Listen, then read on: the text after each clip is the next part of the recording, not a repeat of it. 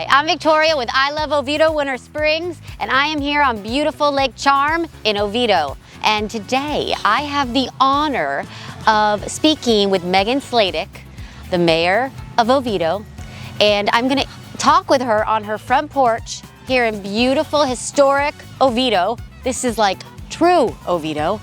We're gonna sit on her porch and we're gonna talk. And she's the most welcoming mayor I've ever met. And I'm so excited to have this opportunity to talk with her about the city of Oviedo. All right, so we are standing in front of the oldest house in Oviedo. It was built in 1880 by a guy named Henry Foster. And he's a doctor from New York. He's the guy who started all of Lake Charm around here. And the whole, getting the railroad started, getting oranges and citrus, really digging in here. But he built this as a tribute for his brother, and all of the pastors from up north would come next door and stay in a parsonage that's now fallen down, and preach to each other in the afternoon. So there were never Sunday morning services here, only Sunday afternoon. Okay, so this was the first church or the first home in Oviedo? Well, this is the oldest still standing building. Got it. Not the first church, because there have been different churches that have moved, and First Baptist and the First United Methodist Church both have old buildings associated with them. And how long has this house been in your family? Since we moved here, when I was little, okay. I used to rollerblade around from my house over by Oviedo High School over here. I thought, someday I want to live in this house. Oh, how wonderful. And it looked totally different. It had the whole yard was full of ferns, mainly ferns, and trees that since have gotten sick and fallen down. So it looks a little bit different, but this is a lot more like the pictures from 1880. So we're going back in time. Yes, love it. Wonderful. And Theodore Mead, this is another fun little fact. So there's Mead Gardens in Winter Park, but yes. Theodore Mead is actually from the Oviedo area. Oh. And he would come and decorate this on Sunday afternoons with bromeliads and orchids for the services. Interesting. Oh, how wonderful. So much history here. Oh, yeah. Here we are on the porch with the mayor of Oviedo, Megan Sladek, and we were just talking about the history of this home and how it's, you grew up here and now you're raising your family here. Yeah, I after graduating from high school, I thought I would leave and never come back, and turns out the grass is really green here. Tell me about Oviedo. Why did you run? Why did you run again? And what are the issues in Oviedo right now that you're working on? Okay, so the issues we're working on right now is figuring out what to do with our budget in light of crazy inflation. We have one of the highest costs of living in our area, and we're not yet to $15 an hour. It's a big problem because everybody is at $15 an hour. So we're trying to figure out how do we get our salaries, our bottom salaries there, and then how do we make it feel fair for those who have stuck with the city for 10, 15, 20 years. If we all of a sudden, these people are at 15, we need to make sure that there's no compression. The technical term is compression okay. in our pay scale. And what about development? How do you feel about development? Because Oviedo, it's a tricky subject.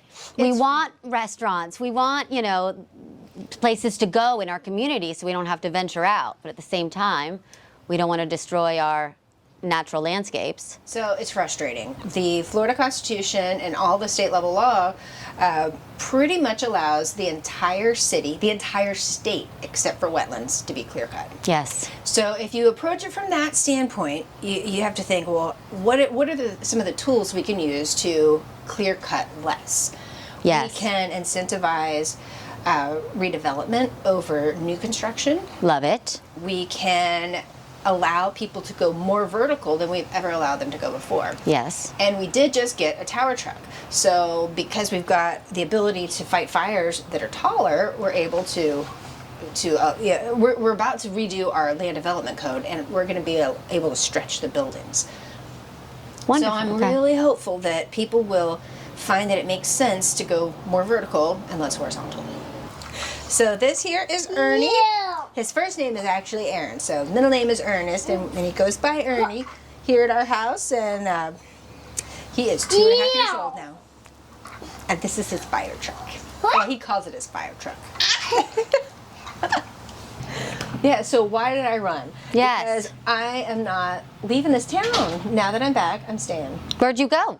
I went to school at Notre Dame. Oh. So, the farthest away school that I got into.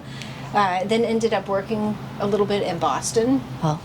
And law school in Gainesville, and back I've come. So all these little people, I want Oviedo to be a place that 25 years from now, 27, 30, 40, 50 years from now, it's still a place we want to be. Absolutely. And keeping this historic community. Well, we've knocked down a lot of stuff, and that to me is disappointing. What got me started getting involved in politics in the first place was historic preservation. I had founded a group called the Oviedo Preservation Project, and our goal was to document. So the Oviedo Preservation Project goal was to document all of the old buildings and try to talk the government. Oh, you choo-choo training? So our goal was to get the government to eventually create a historic district. So I actually drafted a historic district ordinance because some of the excuses were, well, there's nothing old. Well, it turns out there is. Do you like trains? Yeah. And Oviedo has a lot of train history. So I drafted this ordinance and went to city council. I was probably 24 maybe. And said, guys, I've got this great idea. Let's have a historic district. Look, I wrote this for you because you told me there's no money in the budget to have somebody write a historic district ordinance. So, ta-da! And they're like, pish posh. And the city manager at the time said, you know what you need to do? Go hook up with Historical Society, get them on board, and come back in like a decade after the whole town demands historic preservation. So I went and did that. But the Historical Society kind of surprised me. They said they wanted to focus exclusively on the museum and not think about historic preservation at the time. So founded a sister organization that only focused on architectural preservation. And 15 years later came back and said, ta-da, let's do a historic district. And they said, nah. So that's how I ran in the first place, to become one of the votes and try to change that. And did you do it? No.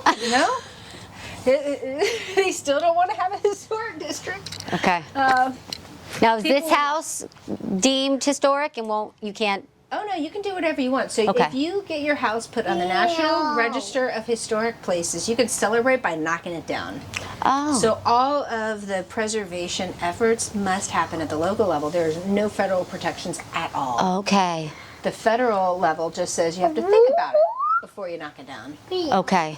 And so you're trying to implement something where if a house was built before 1950 or whatever it might be, it can't be knocked down. Yeah. Is that what you, okay. Yeah. And you're having pushback on that?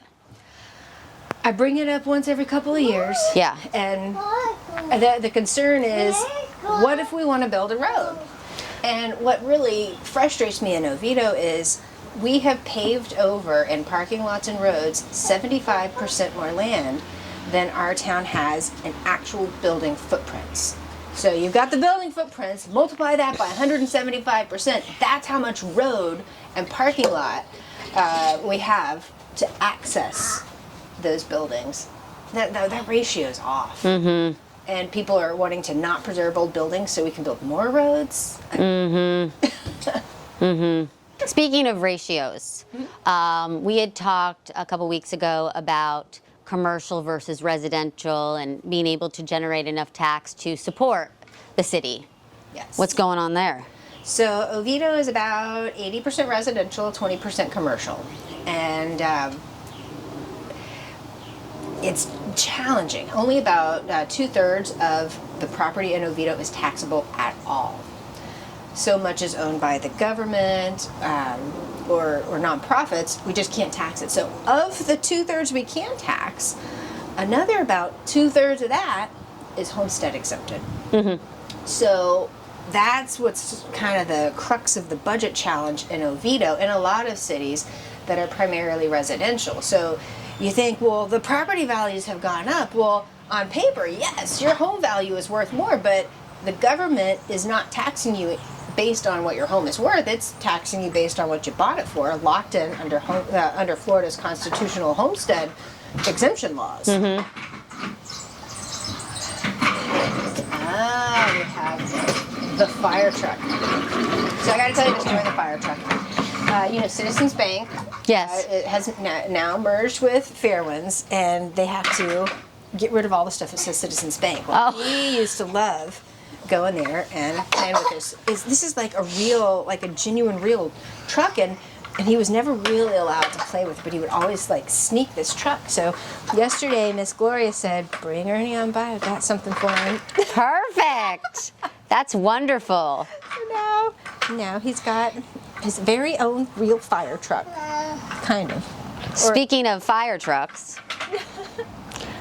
what's going to happen? Do you think Oviedo will give Seminole County the fire department like Winter Springs did several years ago? No, our charter requires a vote of 4 out of 5 council members to not have a hometown fire department. I don't think there's the will to do that, and it would also cost Oviedo residents more. So we run our fire department at less cost than Seminole County, and that holds true even if we were to hire 4 new people, as is on the wish list this year, and if we were to get a new, I think it's a new emergency medical, a new EMS vehicle, a rescue. So even if we do all of the wish list, we still, our millage equivalent is less than the county would charge residents. Yes. So I don't know how we're doing it so efficiently, but good on our fire chief and our firefighters. Wonderful. Good, good, good. What are you going to do all summer? He's going to go to school eventually, but I didn't get him there yet. And also, he might go play with his cousins today. Oh, good. Big cousins. His Uncle Matt wants to play magic. So my brother-in-law, he's a full-on grown-up. And I guess the same applies to me. Like, do I feel like a grown-up? Some days. But other days, I'm like, oh, I have a 2.5-year-old. So, brother-in-law, he works in military defense and does real things. But he also likes to play all the same video games and card games that everybody played in high school. Perfect. Hey, nothing like being a kid. Right? Acting like one. Oh, yeah. I never want to grow up. My favorite line. Yeah. What fun is that? Yeah. Oh, thank you. Did you break it? Uh-oh. Broken? Oh, I see. Yeah, she told you be careful. We can fix it. I don't know if we can, actually. I know where the wheel is. I have it. See? So, I'm not sure if we caught that or not when we were walking up, but your mother, who did my will 10 years ago, so I've gotten the pleasure of meeting with her and working with her, and I had, no idea that you were her daughter until you ran, and I didn't even know who you were, and then I find out that she's not only the first female attorney, but the first attorney. Yeah. And then you followed her footsteps and went to law school, but decided not to be in law? Well, I do a little bit of volunteer work in law and a little bit of, I only do real estate law, but mainly do real estate consulting. Okay, so you do practice a little bit of the law. But yeah, so I'm a full-fledged member of the bar. Oh, wonderful. I didn't realize that. That's great. Wonderful. And your father, what was his involvement with the city? So he was a teacher to start with, and then became a real estate person, and he served one term on council. Oh! Yeah, and his big thing was he really wanted to get an Olympic-sized pool for Oviedo, and we have one now. Yes, we do, and I love that place. Do you go there? Do you play in the water park area and go down that awesome slide? I love that. That's the weird thing about our family. We are the lowest consumers of recreational services, and that actually takes. The budget for Parks and Rec is about the same size as our fire department budget. So we have a lot of Parks and Rec. Mm-hmm. But I have a separate gym membership, and everybody around here has pools, but the people who use the pool love it. Absolutely. No, I love that area.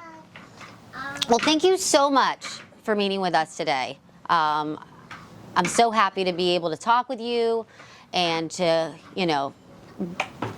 communicate issues with the residents, and I just applaud you for all your efforts. Thank you. You're Appreciate welcome. the opportunity to share. Thank you, thank you. Victoria Colangelo with Megan Sladek and Ernie. And his fire truck. Thank you for watching, and we'll see you at the next video.